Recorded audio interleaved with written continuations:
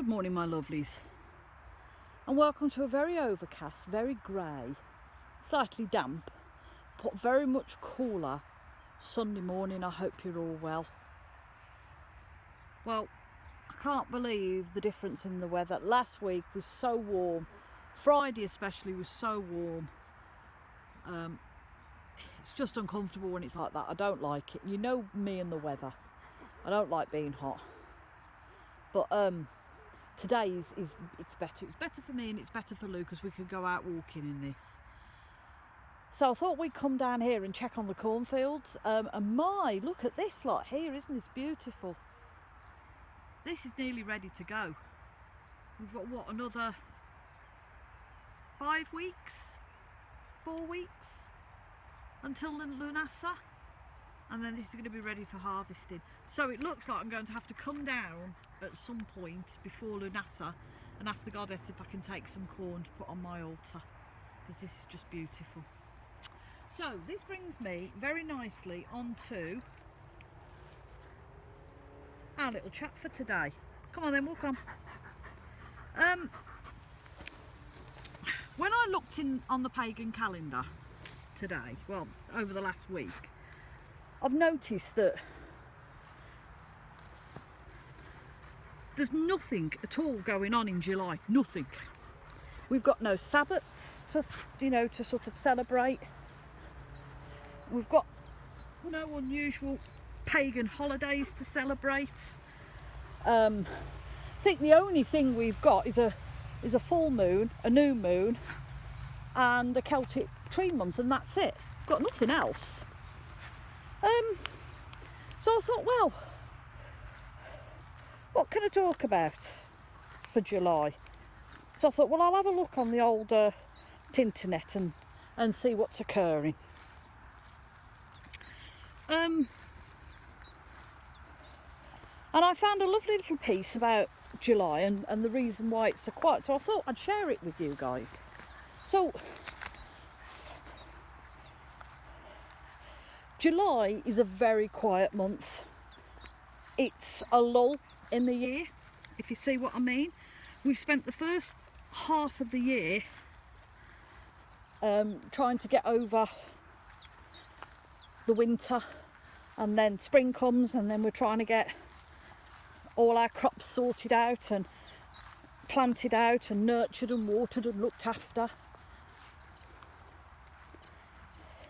And then the second half of the year, from about August onwards, is spent gathering the harvest, storing the harvest, and making sure we've got enough food to last us through the winter, and that our shelter is sufficient to keep us dry, and we have enough firewood to keep us warm. So July is like a bit of downtime, a bit of fun time, you know, a bit of time for ourselves. So there are many names given to July by many different cultures, both spiritually and culturally. So in Gaelic, now I'm going to butcher this, so I do apologise. It's called Mios Budi, and that means the golden month, referring to the standing wheat fields, which we have just seen over there. See, I knew there was a reason why I came down here. In Bulgaria, it's known as the hot month, because apparently it's supposed to be quite hot in July. I think she missed the memo. I think she's missed the memo today, but we're not complaining. Can you hear the skylark? He's right above my head. Don't know if you're going to be able to see him. But yeah, skylark to the field. Beautiful. It's the sound of summer. So in Bulgaria, it's known as a hot month. Yep. Like I've just said, I think she's missed the memo. And the Anglo-Saxons named it Mead month. And this is referring to the amount of blossom on the trees and the blossom in the fields, which in turn feeds the bees, which in turn makes honey mead. There you go. The Irish called it the hungry month, and this is because of the grain in the field, which meant that you couldn't harvest the grain or dig up potatoes or harvest any fruit or vegetables until Lunasa, because it was considered bad luck. Who knew?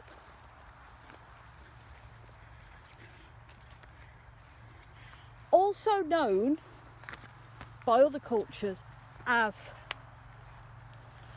the dog days of summer, because July was supposed to be quite a hot month, and also from what I've read and what I can try and remember was that there is a star in the sky called Sirius, and that is supposed to be quite close to us, and it shines quite brightly.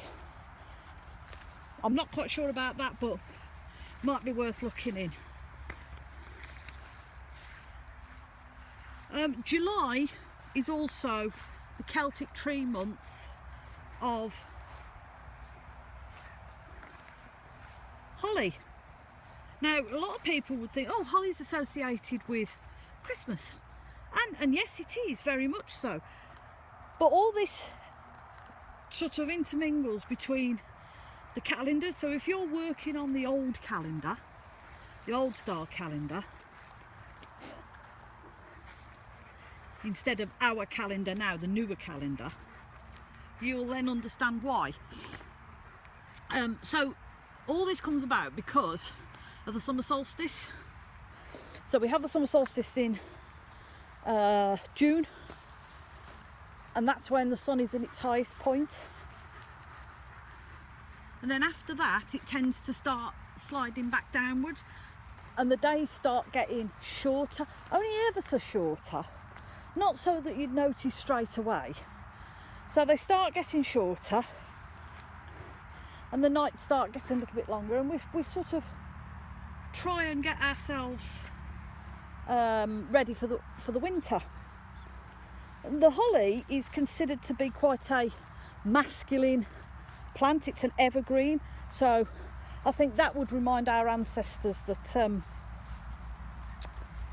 you know, even though we're coming into the darker months, there's still stuff out there that's green and growing.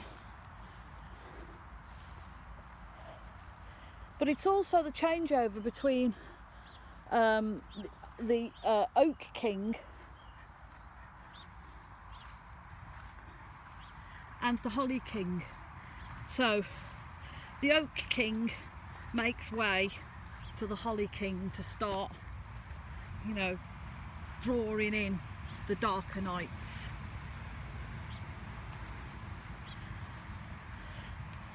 As far as moons go, we had, I think it was last week, beginning of last week, we had a buck moon.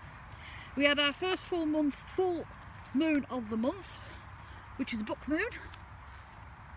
And we all know why it's called a buck moon, because this is when the antlers on the male deer start growing, ready for the rutting season in the autumn.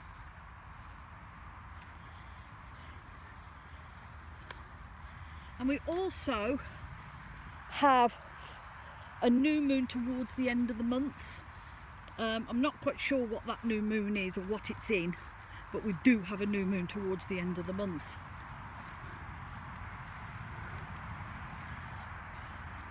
So, although, look at those daisies, aren't they beautiful? And that corn there is absolutely amazing, look at it. So although July is a bit of a quiet month, you know, where we've not got much going on, we still have, you know, things that we can learn from it, all these new traditions that were lost, we can still have things to learn from. So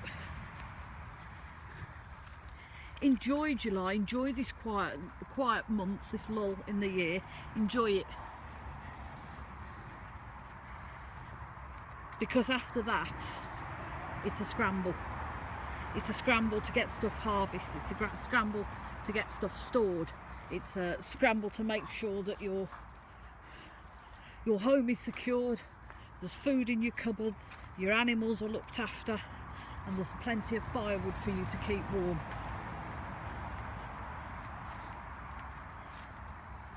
And if we had sun, it would be called a hazy, lazy day.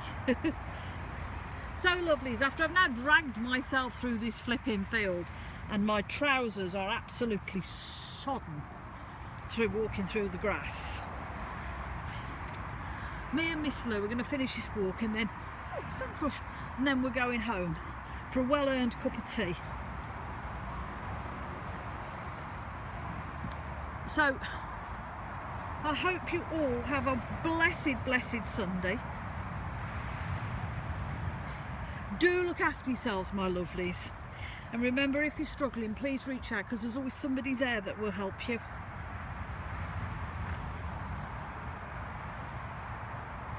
Look after one another, because it's important.